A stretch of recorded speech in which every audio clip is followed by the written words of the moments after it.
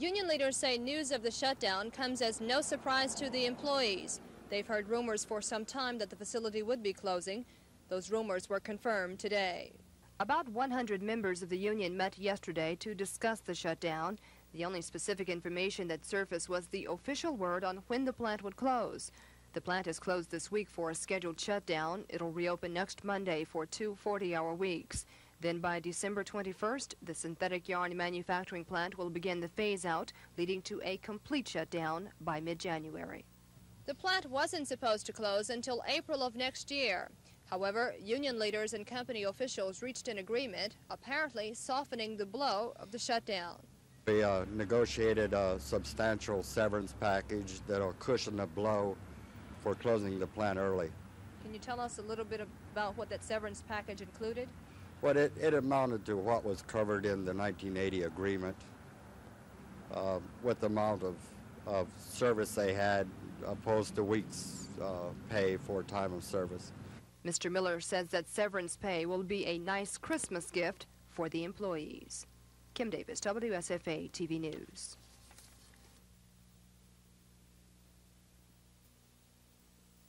News of the shutdown comes as no surprise to the workers. They met yesterday to discuss the closing. That's when they were told when the plant would officially close.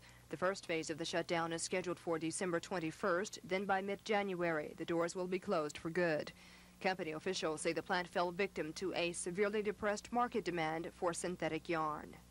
Was there anything that the union could do to try to keep the facility open? Well, not really. The economy is so bad, and the product that they were making here, they were losing terribly, and it was to everybody's benefit to phase it out early. The plant wasn't supposed to close until April of next year. However, union leaders and company officials reached an agreement, apparently softening the blow of the shutdown. We negotiated a substantial severance package that'll cushion the blow for closing the plant early. Can you tell us a little bit about what that severance package included? Well, it amounted to what was covered in the 1980 agreement with the amount of service they had opposed to weeks pay for time of service. Mr. Miller says the union will try to relocate most of the workers with other companies, although he admits that may be difficult since other companies are going through similar hard economic times. Kim Davis, WSFA TV News. See unrest and grave difficulty in Poland, and under this situation, black colleges are now faced with being wiped out. Graduate student loans. He's cut back student loans generally about 25%. If that continues, we will reach a place where only the children of well-to-do parents will be. The figure that we are now about to spend on military matters in the next 5 years is beyond comprehension. $1,600 billion. $1,600 billion. I think that's somewhat more than we can afford under present circumstances. I think it's more than we need to be second to none in military strength. And if we spend that much, fire those 20 million people or even those 12 million people. So it's got to be a situation. Meeting with local Democrats in Montgomery today after visiting Birmingham, Huntsville, and Cullman over the weekend, Senator Alan Cranston is hot on the campaign trail. The figure that we are now about to spend on military matters in the next 5 years is beyond comprehension. In precise terms, I'm testing the waters to ascertain, A, what the reaction would be to me as a prospective candidate, and I'm very encouraged by the response, and B, I want to make sure no Democrat has a lock on the nomination that would make it fruitless for anyone else to compete. And it's also time for establishing political alliances, touching bases with leaders in state politics who can help a national campaign. The economy in many different guises is plainly the #1 issue on the minds of the American people and the people of Alabama. But while news conferences and political partnerships may mean a lot, Senator Cranston also places much stock in personal contact with voters. He's already been in 37 states this year. We have Alabama targeted as one of the key states that we are going to focus a great deal of attention upon. It's the first key Southern primary, and I want to demonstrate that when the primaries start that I can do well in the South, as I believe I can. And I'm very, very encouraged by the many people in Alabama who said, we hope you run and we'll help you if you do. Campaign workers are hoping these visits can help the senator emerge as a fresh face in the '84 election, capturing the public's imagination and votes as well. Tom Foreman, WSFA TV News. The four of the TV monitors you see around the room, and if unfortunately it's not going to be 5. Here's some other efforts actually before the Wright brothers of airplanes that were trying to fly. They were in San Antonio, Texas by... are not really great difficulty, but... He's the one who selected me, so I didn't really have that problem. $1,000. The F-15, about 50. Comparing 1962 to 1982. 62 was before we started the Vietnam buildup. We're still in a period of peace. Since that time, that 20-year period, in real terms again, in constant dollars, the defense portion of our budget has risen, defense spending has risen 12%, and non-defense spending has risen 234%. So the bottom line is, sure, defense costs are up and they're big dollars, but non-defense costs are way up and they are huge dollars.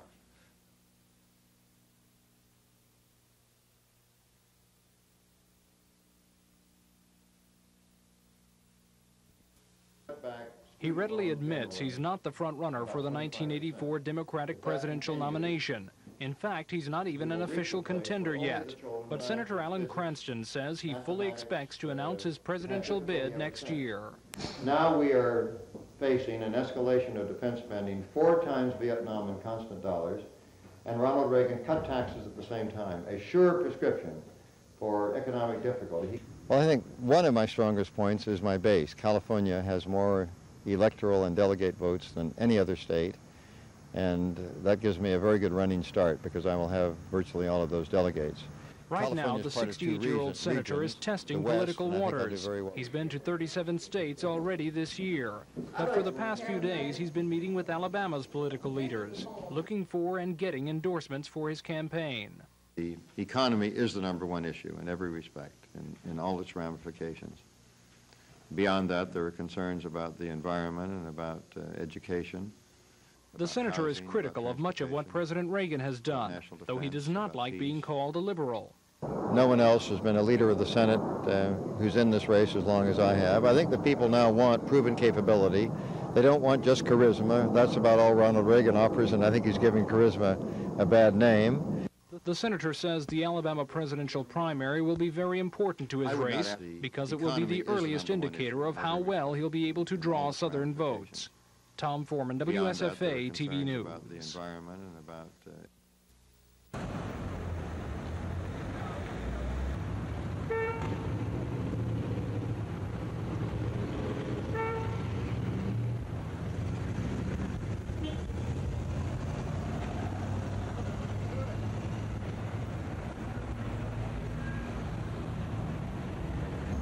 We have found out that the person's mind can interpret a symbol and react upon it much quicker than he can a written legend. Also, in some of the streets in Montgomery, they're exceptionally wide, more so than a normal street.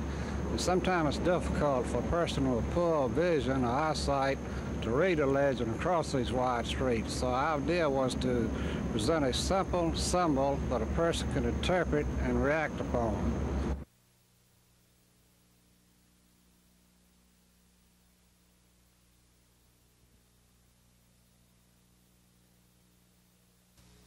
Racing bill, the bingo bill, if they sell tickets for, we probably need a special session to deal with this, or the general session, because you know, a bill like this, you're going to have public hearing. The money will be spent in public work jobs in the state of Alabama, with the highway departments or other departments in the state of Alabama that are similar situated, and but they will be public work jobs, and $10 million will bring the unemployment from 15% down extremely low. And if we can generate $20 million to go into a public work program in the state of Alabama, it will just about eliminate unemployment in the state of Alabama completely. It's another regular session, either one. Yeah, it just depends. The governor, you have to wait to see what's in a special session. Do you anticipate this is the kind of bill that you have to introduce at one session? A member of the Board of Directors. He has served as president of the Montgomery Lions Club. He serves on the Board of Trustees.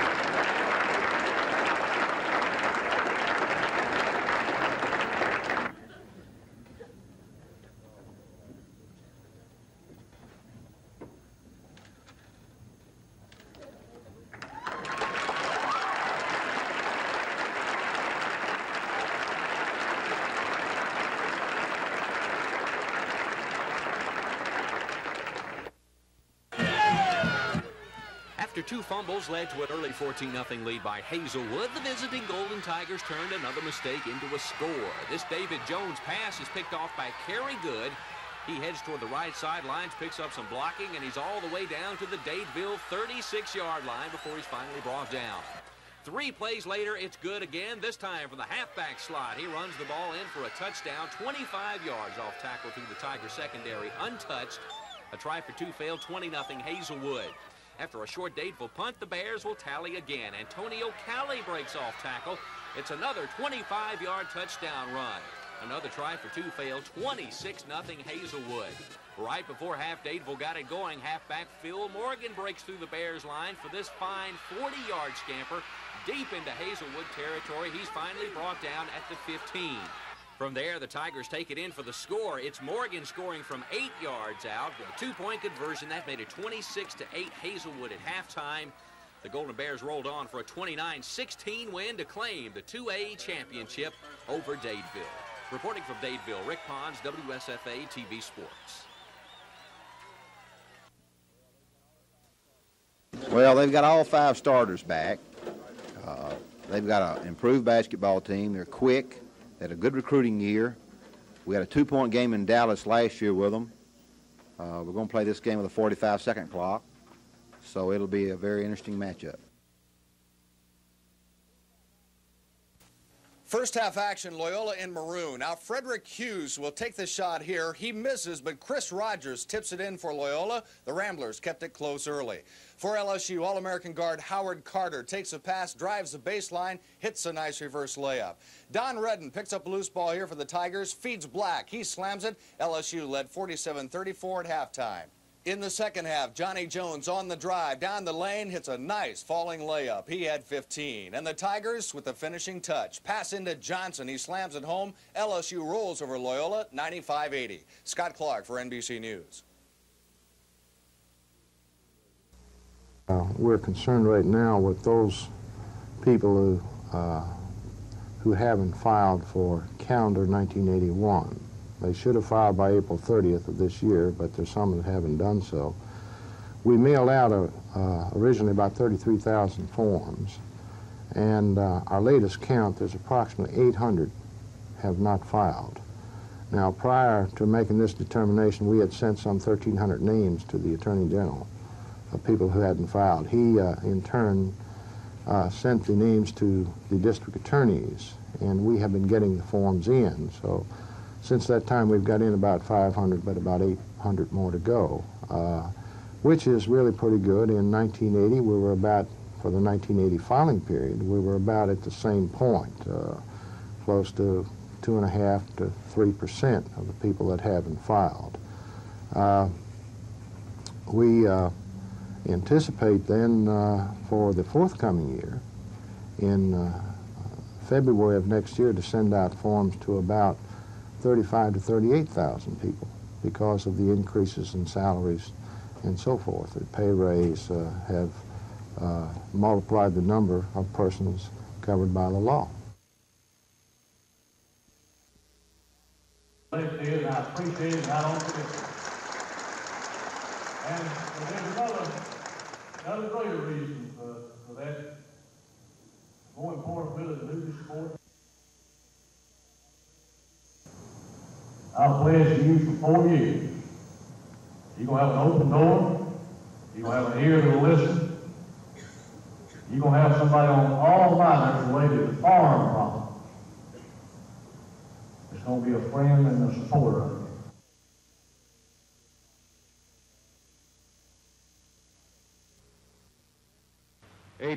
which will live in infamy. The United States of America was suddenly and deliberately attacked. It was easy for the 5 men to recall where they were and what they were doing December 7th, 1941. I was in Brinkley, Arkansas, drunk on strawberry wine. On a serious note, Mr. Curry and his colleagues remembered feeling angry, sad when news spread by radio of the Japanese surprise attack. The attack yesterday on the Hawaiian Islands has caused severe damage. The veterans suspected something was about to happen. They knew the enemy was coming. Navy man Quint Crommelin says at first he thought it was a joke. Hell, that's nothing. The Germans just leveled New York City. Probably the sickest joke of the war, as my skipper told me a few hours later. But it wasn't a joke. Mr. Crommelin later visited the bombed-out area, describing it as 2 inches deep in black oil with dive bombers and fighters and bodies floating in the harbor. None of the veterans were actually at Pearl Harbor or in the Pacific that day, except pilot instructor Bill Harrell, who fought the next year in the Battle of Burma. We covered the invasion of the re-invasion of Burma by Stilwell and his Chinese troops. Mr. Harrell says it was a small but bloody war. Cy Nettles was also an Air Force instructor. He trained B-17 pilots. 41 years has passed since that sneak attack at Pearl Harbor. The veterans earned honors and can tell unforgettable stories. But for the most part, they'd just as soon forget about some parts. Like I said, we don't talk about it much. It's sad. It really is. Thank you. Kim Davis, WSFA TV News. Years ago, when these large state office buildings were designed and built, energy was much cheaper. But now the energy it takes to heat, cool, and light these and other public buildings is expensive. And that's catching the attention of the State Building Commission, which now has a set of guidelines to be used in designing public buildings. The key to the effort is a computer program developed by the Commission that evaluates building design to find out how much energy the proposed structure will use. You do have to give the computer information as far as wall areas, glass areas, roof areas, things of this type. If you know them, you also give it the physical properties of these same components, the walls, the transmittance of heat through them, this kind of thing. The computer then gives the architects a clue to design changes that save energy or offer alternatives to the owners. Architect Jim Terry of Birmingham says the computer analysis is a great tool. Not only the BTUs that are used would be fewer, but because of the money involved in paying for those BTUs, we might be able to have a lot more teachers now than we do, because if you save the money and energy, you can spend it on education some other way. Mr. Terry says he's sure once architects begin using the computer on public projects, it won't be long before the same analysis is used in private construction. Dennis Latham, WSFA TV News. April 1979, high waters flood much of the state. September 1979, Hurricane Frederick devastates Mobile and other parts of the state. April 1980, more floods, this time in Mobile. And in Lee County, a tornado inflicts heavy damage. All 4 disasters qualified the state for federal aid, including individual and family grants, nearing $25 million worth. But the state couldn't afford its 25% share, so the Federal Emergency Management Agency advanced the $6 million to the state. In the 3 years since, the state has only paid back $2 million and has broken 2 deadline agreements. The last agreement called for a $1 million payment in September and a $3.5 million payment this month. The money hasn't been paid because of the budget crunch, and Civil Defense Director Sam Sloan says FEMA is reissuing its bill of collection. We're just between a rock and a hard place. We don't have the money. We can't pay the money at the present time, and we're asking just for the intercession on the part of the President and the White House to give us a little bit more time so that we can work our problems out. FEMA has a number of chokeholds it can use to force the state to cough up the money, including threats to hold back other payments due the state for other assistance, hold off future disaster grants requests, and/or cut off up to 3/4 of the state Civil Defense Department operating funds. Whatever it takes to get their money, if they decide to pursue it with full vigor, they've got plenty of legal backing to do it. And when the state couldn't make its last payment, it triggered an interest penalty. it's costing the state of Alabama $50,000 a month in interest, roughly $500,000 a year. The debt is going to accumulate, and it's going to have to be paid. Chris Grimshaw, WSFA TV News at the Capitol. We're just going to have to bite the bullet. We're going to have to pay the debt or continue to pay. The Tennessee Mill was once a site of bustling activity, employing more than 2,000 workers. But through the years, facing a sluggish economic market and high competition from foreign imports, the plant was forced to make cutbacks. Now less than 400 workers still have their jobs. Officials say the lines that formed today at the plant are almost a direct result of the imports flooding the American market. Because of foreign competition, unemployed workers may qualify for additional unemployment assistance under the Trade Act of 1974. The Trade Readjustment Act law specifically states, counting all other benefits in comparison to TRA or in conjunction with TRA, that the maximum number of weeks that an individual can draw is 52 weeks. So assuming that he draws his full 26 weeks of UI benefits, assume that he gets his additional weeks of FSC and EB, that would total him 49 weeks. So under the law of TRA, that would only leave a remainder of 3 weeks of monetary benefits. About 100 former employees and employees who are facing shorter work weeks filed applications today. But officials say as many as 1,000 may apply for the trade adjustment benefits, and there may be many who will not be able to make application while the task force is in Tallahassee this week. We do have an itinerant point in Tallahassee where people from our local office comes over to Tallahassee once a week, and these people who cannot get in on this initial thrust can file a claim at our itinerant point each Wednesday while they're here in Tallahassee. The general feeling among workers at the plant today was gratitude for any assistance they can get, but most agree they would rather have a job than unemployment benefits. Mac Carmack, WSFA TV News in Tallahassee.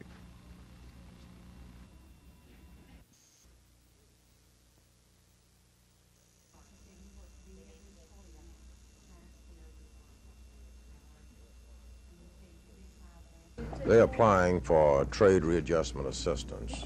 That entails possible monetary payments for benefits, plus employment services that include counseling, placement, job search, relocation, and anything that would come under that facet of the law.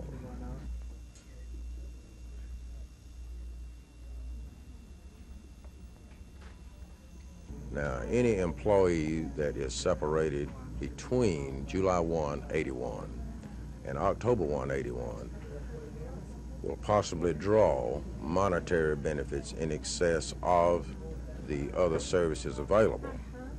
But if he's separated on or after October 1, between that date and October of 82, then he has to exhaust all UI, EB, and FSC benefits before he can be paid monetary benefits under the law.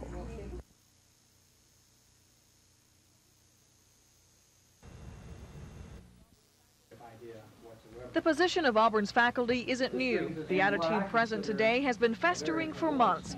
Charges of little communication between the administration and faculty have been leveled, along with claims that Dr. Funderburk is an ineffective leader and that he's responsible for 2 university vice presidents resigning. That view has been made clear through 2 faculty votes of no confidence in Dr. Funderburk. Today, the Faculty Senate adopted a resolution urging the Board of Trustees to heed their request and ask Dr. Funderburk to step down.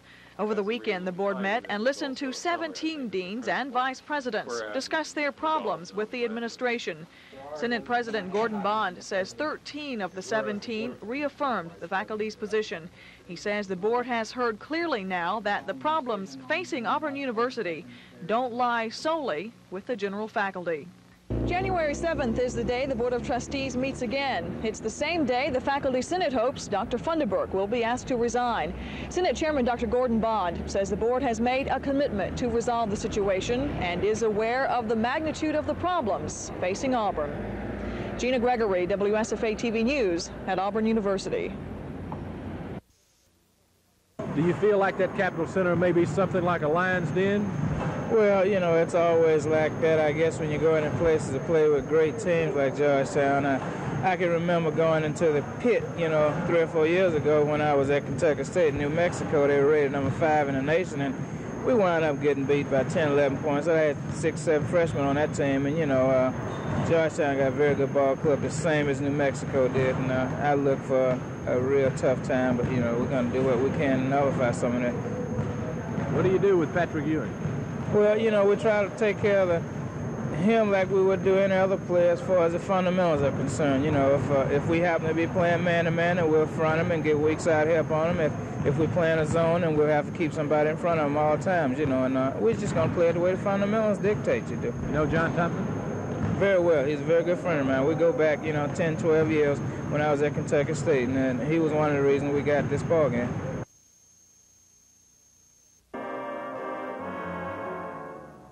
About 500 people showed up for the $125 a couple dinner and to hear a progress report on what's being done at the school. And the message from ACC President Dr. Ernest Clevenger was encouraging. Dr. Clevenger told the crowd that the school is doing very well at keeping pace in what he calls a fast-changing world. The tasks of the moment are to finalize the financial stability of the college, to move accreditation up to the senior college level, to increase enrollment, and to stabilize the long-range goals that we have. Governor-elect George Wallace was one of the evening's guests, and he introduced the former governor of Louisiana, Jimmy Davis, who's also a member of the Country Music Hall of Fame.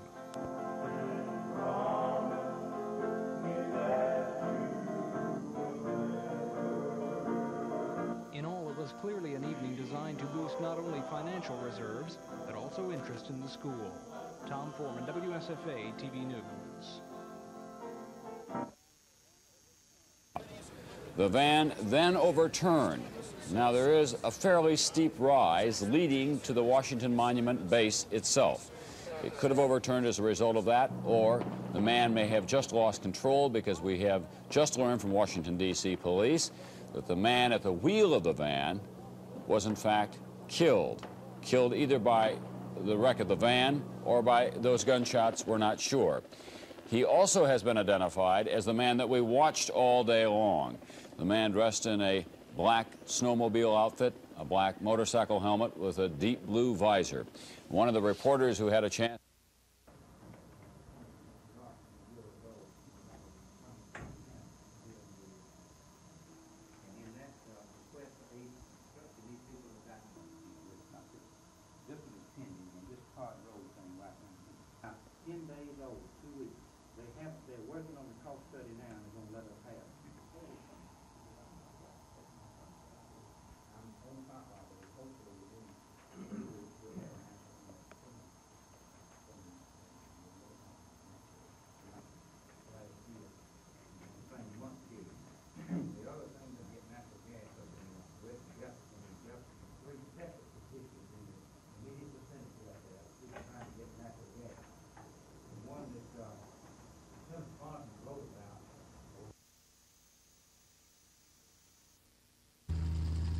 The emergency heating money is part of a $16 million block grant from the federal government.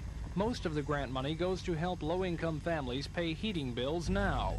But the emergency fund is for when the weather gets so cold that people's lives may be endangered if they can't afford heat. But requirements for the emergency help are strict.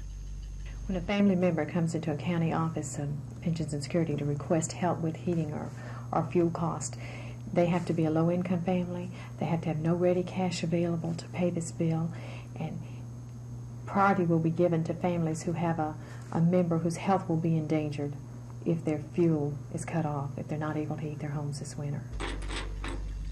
And a lot of requests for help are expected this winter. You have a lot of unemployed families in Alabama now who have used up all their resources, that have been unemployed for a long time, that are beginning to have some very critical needs. The most any family can receive for emergency heating is $200. That money will go directly from state administrators to the utility companies involved, and families can only qualify for the emergency help once each winter. Tom Foreman, WSFA TV News.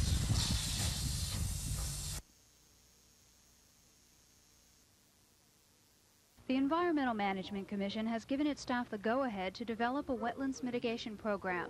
That means a new program to protect the state's marshes and swamps is in the making. The Coastal Program Director, Tim Savage, says the Commission is trying to make life easier for land developers and conservationists. Savage says the state needs economic progress, but it also needs its natural resources. So his alternative is to let developers use some wetlands if they're willing to add to the wetlands in another area. In other words, we can create or enhance wetlands in another place that would be lost as a result of the economic development interest, and still have those interests and allow the economic development to proceed. Savage says it will be at least 6 months before he can bring a more detailed plan to the Commission for review. The Commission staff continues to work on a new plan to reduce air pollution in the Birmingham area. The state's Director of Air Programs, Richard Resnick, says there's been a significant improvement in Birmingham's air quality in the last 10 years, but not enough to meet federal standards. Now the staff is trying to sort out deadline problems. Must they comply by the end of this year or by mid-1985? The federal government hasn't decided yet. But Resnick says a December deadline is impossible. Susan Silvernail, WSFA TV News. Normally, dress rehearsals are reserved for cast and crew. It's the final time to iron out the bugs in any show. But because the Living Christmas Tree is both performance and religious service, the First Baptist Church didn't want to close its doors to its own congregation tonight.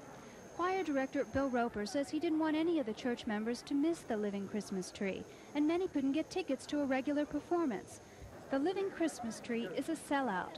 5,400 tickets, 6 performances during this weekend. This is only the second time the church has put on the Living Christmas Tree, but Mr. Roper says its popularity has spread by word of mouth. He says people are coming from as far away as Louisiana to see it. Mr. Roper says the Living Christmas Tree is a hit because it's unique and so beautiful. The audience sees more than 1,000 lights change colors and hears the songs and story of Christmas. Joy, joy, joy, joy, joy, joy, joy, joy to the world, the Savior reigns, and endless songs employ, of hills and floods and hills and plains, repeat the sounding joy, of hills and floods and hills and plains, repeat the sounding joy.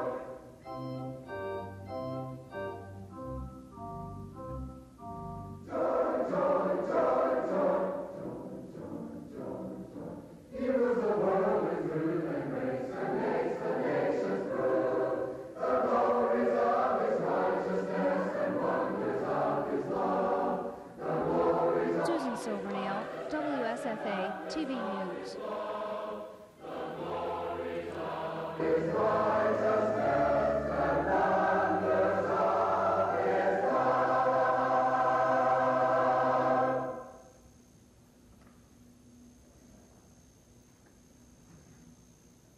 And it came to pass that the angels were lawfully with heaven. About 650,000 Alabama residents will receive help from the federal government this winter in the form of a $16 million block grant to the state. Much of the grant money will go to help low-income families pay power and fuel bills now, while some of the money will be spent to weatherize the homes of low-income families. But more than $2 million will be held for emergency heating cost, for when temperatures drop so low that some people's lives will be threatened if they can't afford heat.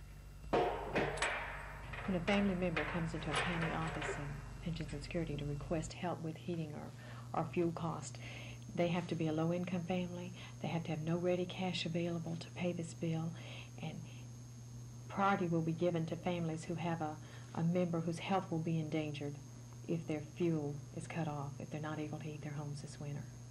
No family will receive more than $200 for emergency heating, and families can only qualify once each winter. The county department can send a check for up to $200 directly to the provider of services. It never goes to the client, and that would catch them up perhaps on the utility bill. It would prevent their utilities from being cut off. Still, state officials say there probably won't be enough money to meet all emergency heating needs, and with recent high unemployment figures, the need for help is expected to be great. Tom Foreman, WSFA TV News. first half. Georgetown in white. Michael Jackson with the ball. He'll feed to Patrick Ewing, who drives the baseline. 15-point performance for Ewing tonight. Number 24 of Georgetown, Bill Martin, was the star, though, tonight, here with a two-handed dunk. He did everything right. For Alabama State, number 33, Lewis Jackson was their high point man. He had a 30-point performance. The goaltender of the night has to go to Patrick Ewing. What an intimidator in the lane. Georgetown ran the fast break as well as you can. David Wingate to Bill Martin, who scores. Martin had a 30-point performance this evening. Horace Broadnax with a miss here, but Bill Martin with an awesome rebound and dunk as he has 30 points. Georgetown wins easily, 99-76. I'm George Michael for NBC News.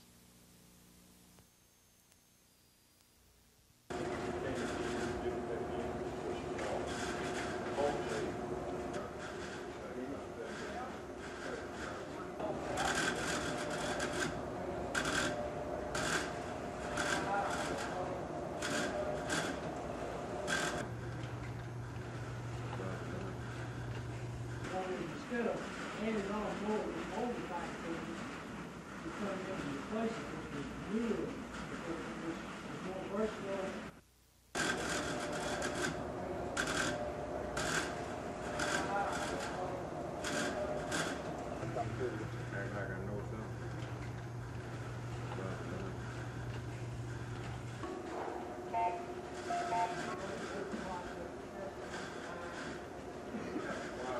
Tables are cut, then we'll do what we have to do upstairs to put the new office together.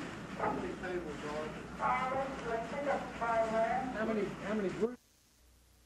The statewide teacher certification exam has never been flawless free since it was implemented a year ago.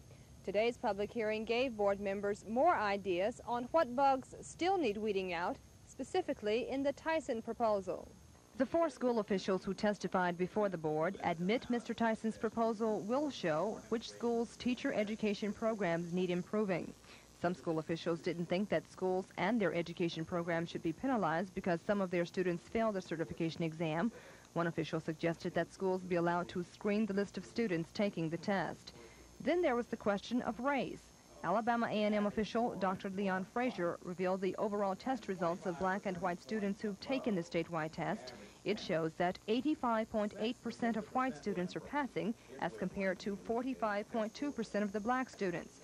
Dr. Frazier hinted that the exam may be race-linked, but the author of the proposal, John Tyson, denies that claim and defends his plan. We are not going to make a thumbs-up or thumbs-down decision about the quality of any program in this state solely on the basis of those test results. The plan is designed to kick into action review teams and assessment teams to go into a particular program or a particular college of education in the event that it is targeted by the poor test results. Board members are going to study the proposal some more before voting on it in February. We need to find out for sure if the test results are valid. We need to find out if there is another reason for the poor showing of some of the schools, and if we can find out those reasons, then maybe we can come to a solution much faster than it's more appropriate. Kim Davis, WSFA TV News. Dr. Frazier from Alabama A&M. 4 school officials testified today. Each made suggestions on ways to improve the Tyson proposal. There's now a 70% standard passage rate on the year-old teacher certification exam, but Alabama A&M's Dr. Leon Frazier thinks that rate is too high. He recommended that it be lowered to 50%. But the author of the proposal, John Tyson, says the 70% passage rate is fair for a sound teacher education program. Well, I think 50% is too low. I would hope that the colleges of education could do better than 50% for their students. And after all, that's part of the reason why this proposal is before the board right now. We feel that we have a responsibility not only to the students in grades K-12, but to those students in colleges of education.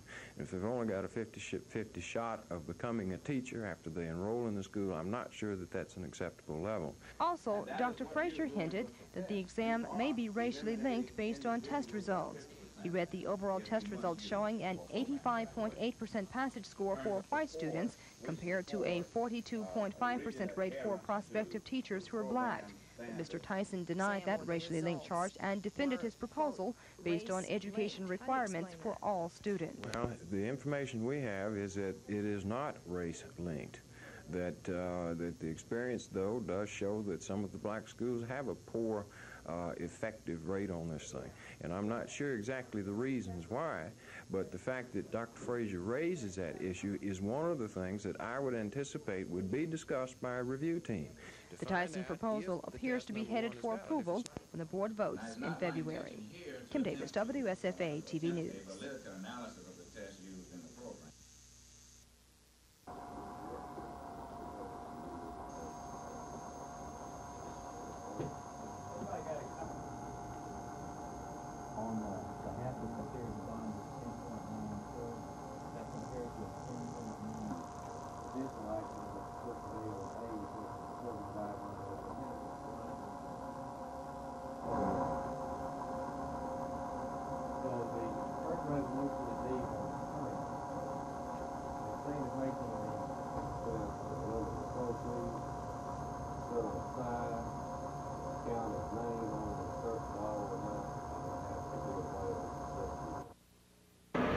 Truckers pay a variety of taxes for the right to roll their huge tractor-trailer rigs down the highway. The House-passed jobs bill would raise the price truckers pay for gas and would also raise several other taxes they pay. For example, heavy use taxes would jump from $210 to nearly $2,000. Excise taxes would climb from $757 to nearly $1,000.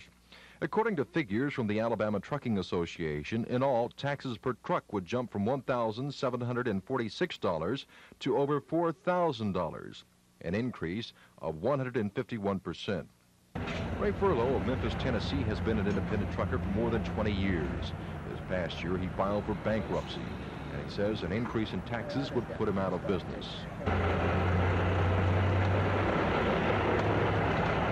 Larry Clark from Winchester, Virginia says he's on the verge of losing everything he's worked for over the past 11 years. We're going to lose just about everything we've got.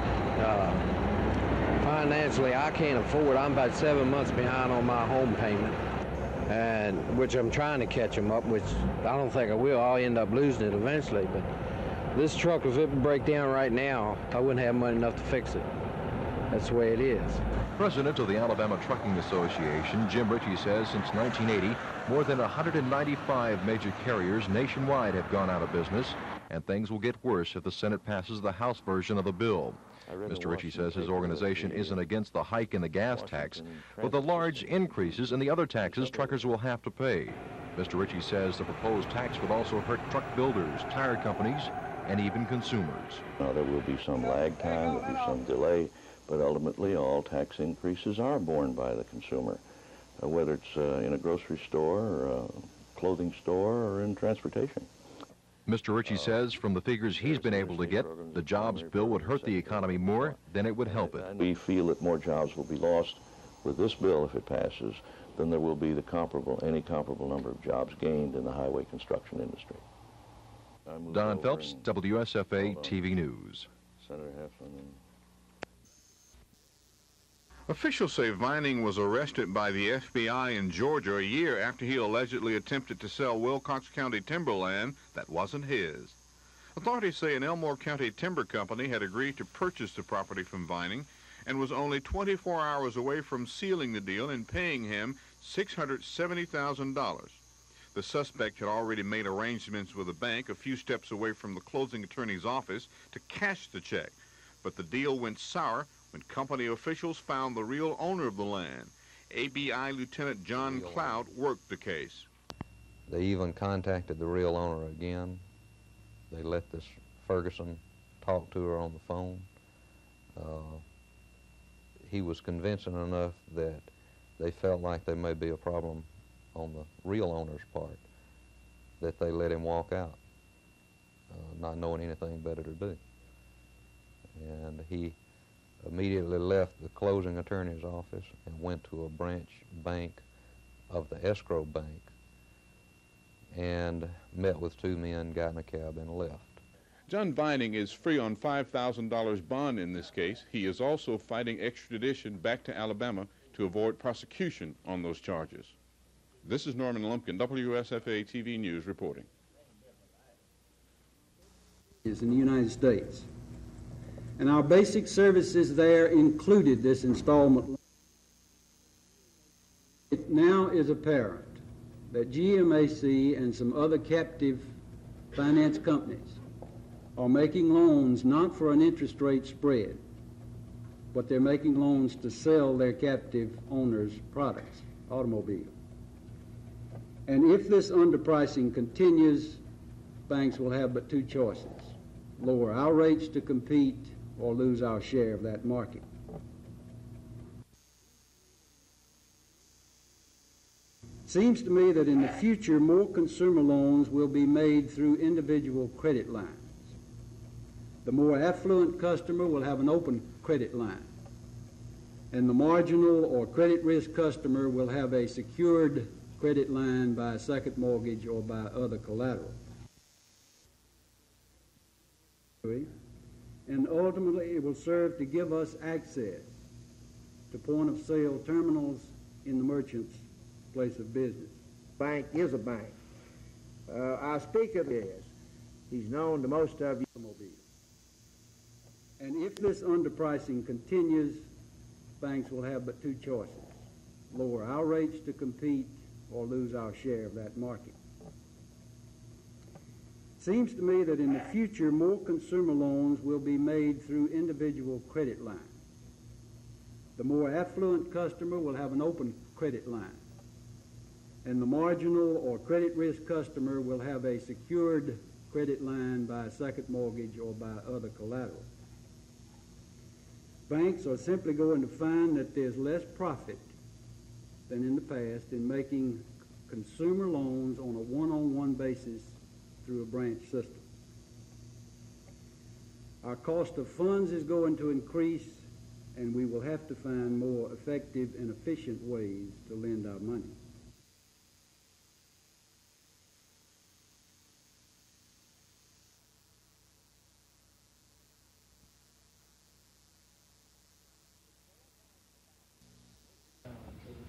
It's bowl time for the Falcons, and the promotion is on throughout the Southeast. Not since 1971 has Air Force made an appearance in postseason play, and Colonel Quinlan says this, coupled with the closeness of Birmingham's Hall of Fame game, makes it exciting for Air Force followers.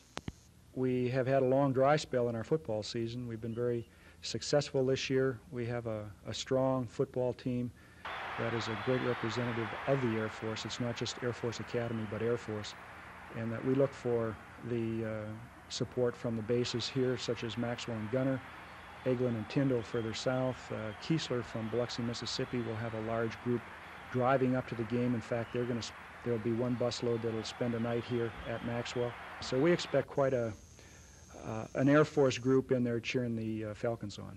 Air Force is coming off their best season since 1973 under third-year coach Ken Hatfield. The Falcons finished 7-5 and boast of wins over national powers Brigham Young and Notre Dame. They also have a potent wishbone offense which ranks in the top 10 nationally in both rushing and total offense. Put this together with the explosive offense of Vanderbilt, and you should have a high-scoring affair New Year's Eve in Birmingham. I'll have more on Air Force in the Hall of Fame game on tonight's 10 o'clock report.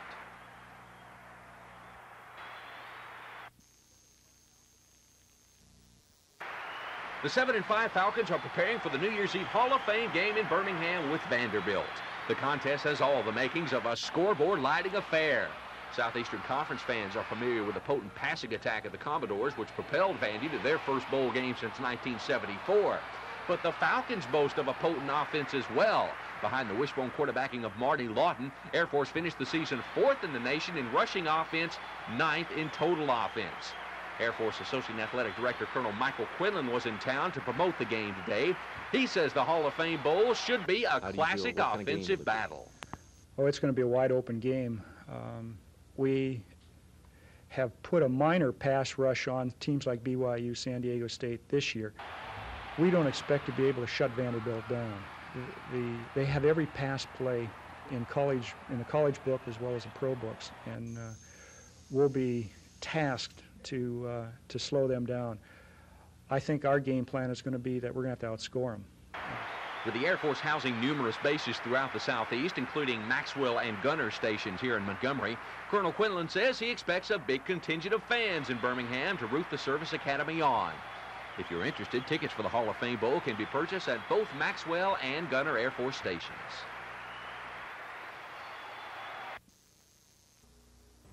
What do you remember about that fourth quarter drive? Well, I thought about the Georgia game. You know, we had it down there, and you know, we came up short, and we had it down there once again. I guess the Lord shined the light on us. Just shine the light, huh? Yeah. That last minute when Bo fumbled the ball and we went back in and holding him for 4 downs, and the feeling you felt after that fourth down when we held him, it's a feeling I can't really put into words. I was so happy. It's changed my life, I think, a little bit.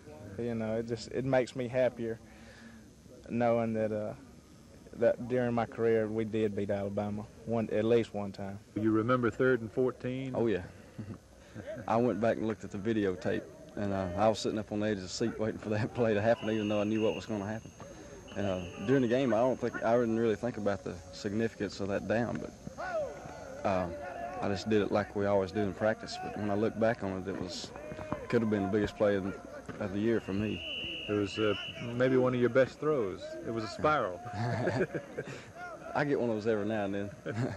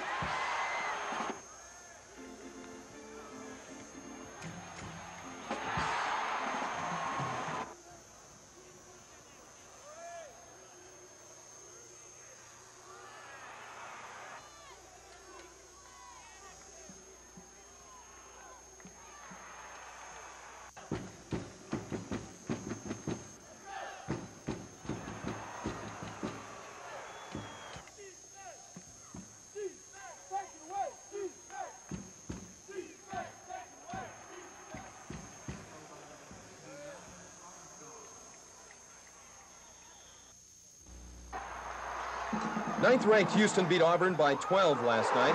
At times, Houston looked as if they'd blow the Tigers out early, but Auburn kept getting back into the hunt. The outside shooting of Odell Mosteller hurt the Cougars, and the inside stuff from Charles Barkley got Auburn to within 5 at the half. But a guy for Houston was a bigger factor. 7-foot Akeem Olajuwon had 6 block shots in the first half alone. The Cougars also had the outside shooting of their guards. Reed Geddes canned 3 in a row in one stretch over that Auburn zone. Michael Young also had his shooting eye. Young led all scorers with 22. And as usual, Houston needed a good game from forward Clyde Drexler, and they got it. Here's a sample of his play last night.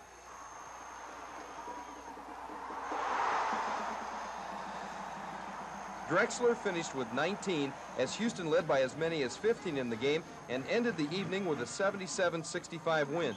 Houston is now 5-0, will play Saturday at Syracuse, then take on Virginia on the 16th in Tokyo.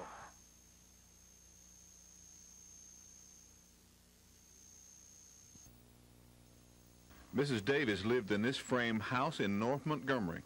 A neighbor missed seeing her for a week and found her ill and called public health officials. When I started in the door, I was met at the door with a chicken was flying out and hit me in the chest, you know, and then flew on out the door. The little lady was lying on a piece of foam rubber that looked like it might have been a sofa cushion, but long enough for her to lie on with no cover on it. She had on several layers of clothing trying to stay warm. The ceiling in this room was, for the most part, was missing. Just big holes in the top. County environmental officials were then called in. Well, the room that she was in was very filthy. The conditions on the outside were the same. It was a very unsanitary environment. And when you was in the room, you could look right straight through the walls. You could see daylight through the walls and through the roof. And She had no water, she had no bathroom facilities, she had no heat, no electricity, and everything in the house was wet, and it was dirty.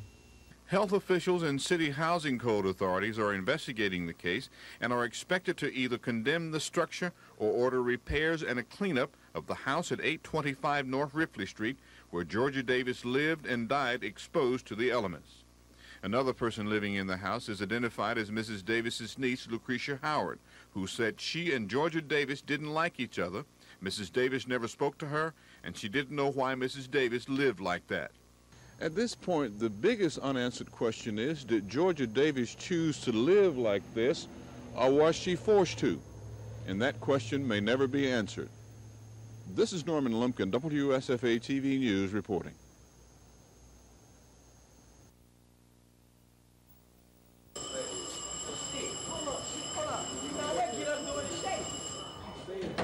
These Tuskegee Institute high school students went to class as usual today, knowing that after the closing bell rings, they'd begin a month's vacation for Christmas, but not knowing exactly when they'll be returning to class.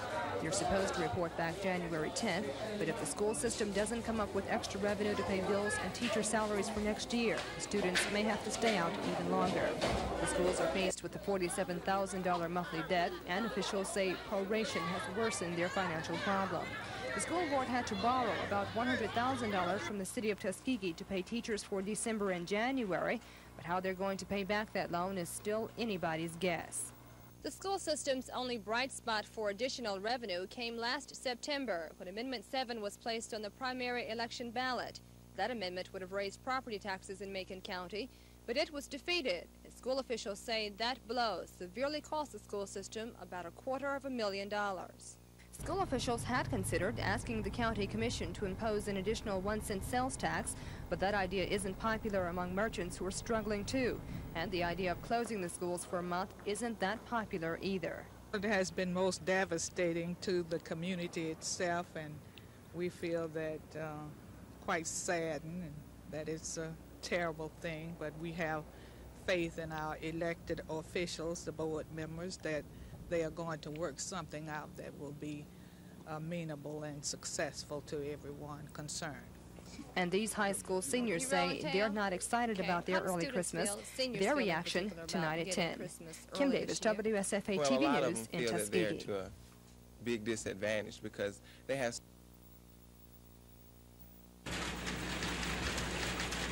Students are scheduled to return to class January 10th, a week later than planned. But if the financially troubled school system, which was 3 days late in paying salaries for this month, doesn't come up with enough money to pay teachers and bills for next year, students may have to extend their holiday even longer. The extended Christmas vacation reportedly won't affect this year's graduation. The students will have to make up the extra days. The question now is when. These high school seniors are keeping a close watch on the developments for the rest of the term. They aren't happy with their early Christmas.